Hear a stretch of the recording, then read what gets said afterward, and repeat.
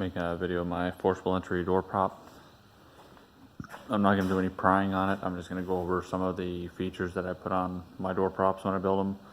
I have a single lock, 3-point lock, a collapsible jamb area, a commercial lock, a hinge removal, and an area for like the spike of the Halligan bar. You can do it as an in-swing door, out-swing door. It's all one piece from there down to the middle portion of the platform. The two side legs do come off for transporting. Has wheels on the one side with a handle to where if you want to roll it around, kind of like a dolly, you can pitch it down, roll it on the wheels. So it's very, you can transport it very easily.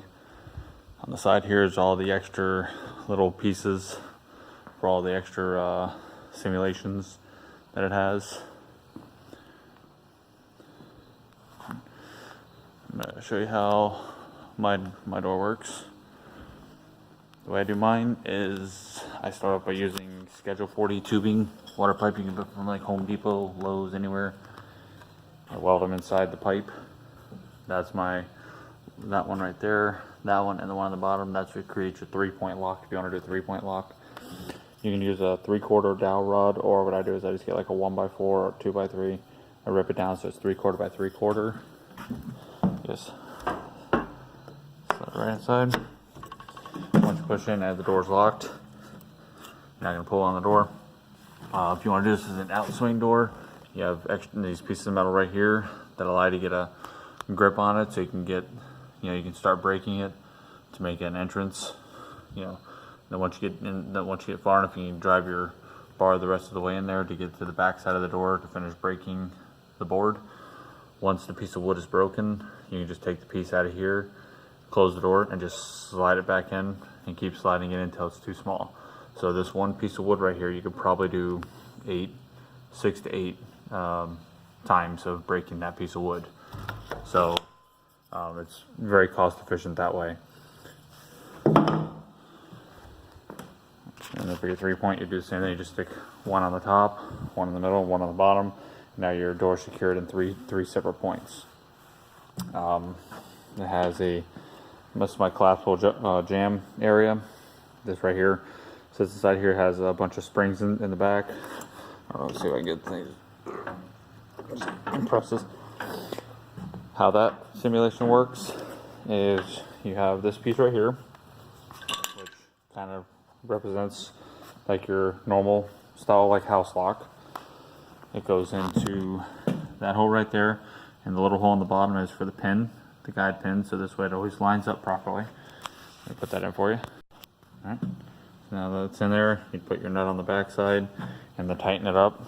You have this, there's a wrench for it. It's a socket with an old Allen wrench screwed to it, so you can make sure it's nice and snug. This also can be used to loosen the bolts on the bottom that hold the pieces in. And what it does is, now with this being, kind of stiff, you take like your Halligan bar or something like that, and you'd have to actually compress this to get the lock. And what it is this piece right here will actually go into the hole, and in order to release it, you have to completely compress this jamb all the way till it gets flush here to be enough to fully clear that. And if you wanted to try to make it a little bit harder, you can use this as your standard everyday house style lock. And you can put a piece of wood here. What that will do is that you can use this as to act as a deadbolt, and that is your regular.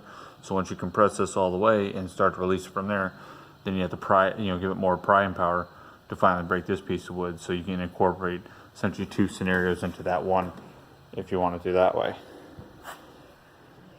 When you're done, just push it right up.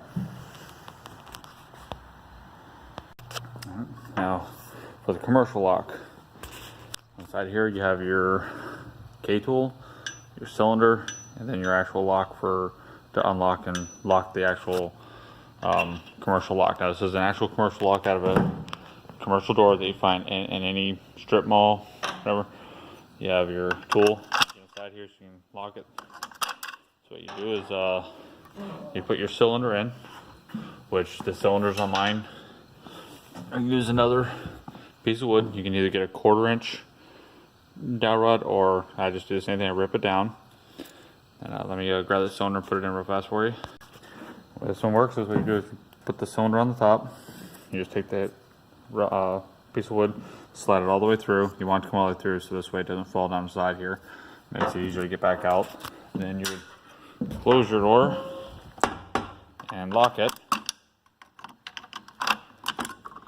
So now the student or whoever has to take the time to use the K tool properly. You lock it on. You lock it onto your cylinder, drive it on, rip your cylinder out. After you rip your cylinder out, then they have to learn how to use the tool properly to get it in there to unlock the door, so they can unlock their door. And this piece right here, when I was doing the scenario on this, I had the actual cylinder for it, and I actually ripped it out multiple times until I come up with pretty much the size wood that I would use to get it as close to being as accurate as possible of how much force it takes to actually rip that cylinder out. So it's pretty close to being pretty accurate.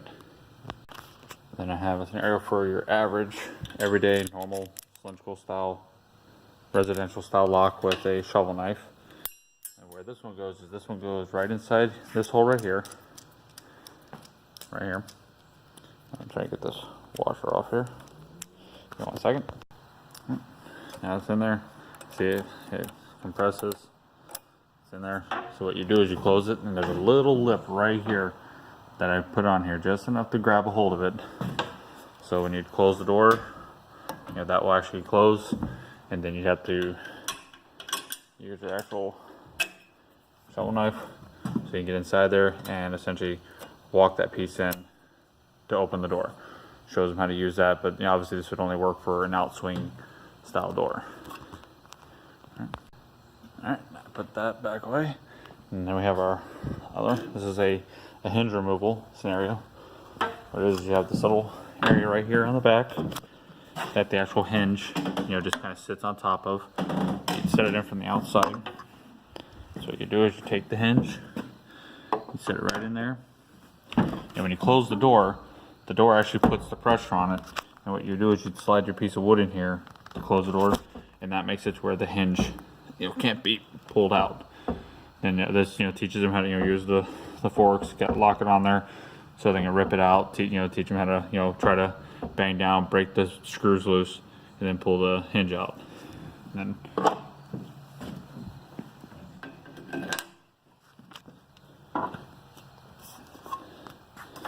on the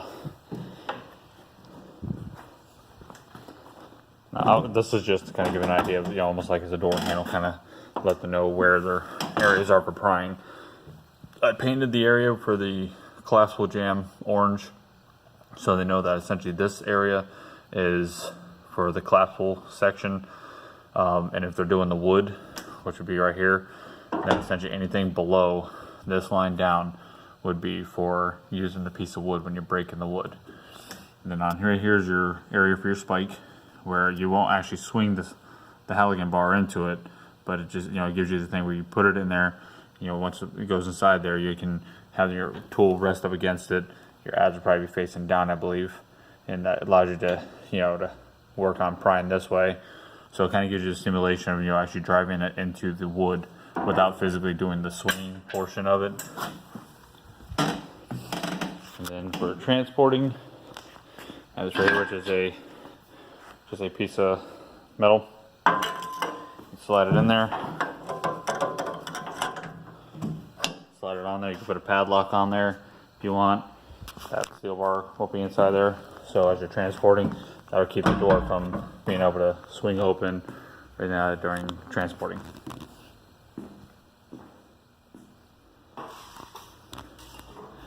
But that's my forcible entry door prop.